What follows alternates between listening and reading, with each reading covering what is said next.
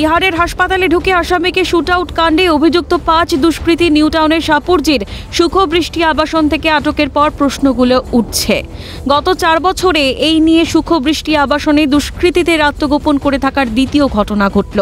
বস্তুত বিভিন্ন সময়ে নিউটাউন এলাকা থেকে দুষ্কৃতী দৌরাত্মের খবর সামনে এসেছে।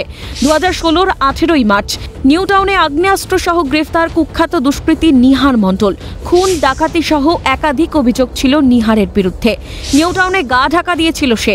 27 আগস্ট 2018 নিউটাউনের নির্মীয়মান মেট্রো প্রকল্পে হামলার অভিযোগে গ্রেফতার বাংলাদেশের সাতক্ষীরা ও খুলনা থেকে আসা ডাকাতের দল। 23 নভেম্বর 2018 নিউটাউনে থাকা এলাকার যাত্রাগাছি থেকে সশস্ত্র গ্রেফতার হয় কুখ্যাত দুষ্কৃতী অনুপ মৃধা।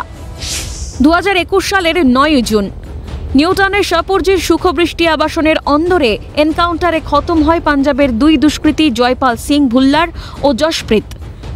গত বছর 22 মে কলকাতায় চিকিৎসা করাতে এসে নিউটাউনের আবাসনে খুন হন বাংলাদেশের সাংসদ আনোয়ার উল আজিম।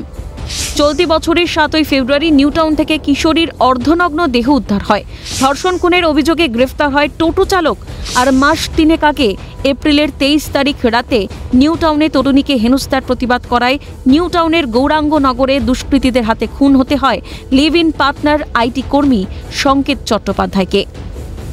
পরপর এমন ঘটনায় নিউটাউন ও সুখবৃষ্টি আবাসন নিয়ে একাধিক প্রশ্ন উঠছে। কেন বারবার দুষ্কৃতীদের সেফ প্যাসেজ হয়ে উঠছে নিউটাউন? কেন বারবার আশ্রয় সুখবৃষ্টিতে? নিউটাউন ও সুখবৃষ্টি আবাসন কি দাগীদের মুক্তাঞ্চল? কারা আশ্রয় দিচ্ছে দুষ্কৃতীদের?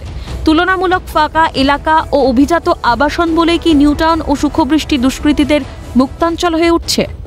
নজরদারিতে কি কোনো রকম পুলিশি গাফিলতি, নাকি রাজনৈতিক মদত থাকায় সব জেনে ও মুখ বুজে থাকা পুলিশের?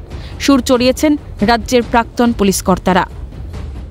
যে কোনো অপরাধী যেমন তারা একটা রাজনৈতিক দলের সঙ্গে থাকতে চায় এবং বিশেষ করে শাসক দলের সঙ্গে থাকতে চায়, কারণ পুলিশ তাহলে তাদের বেশি হয়রান করবে না, সে সুযোগ সুবিধা পাবে।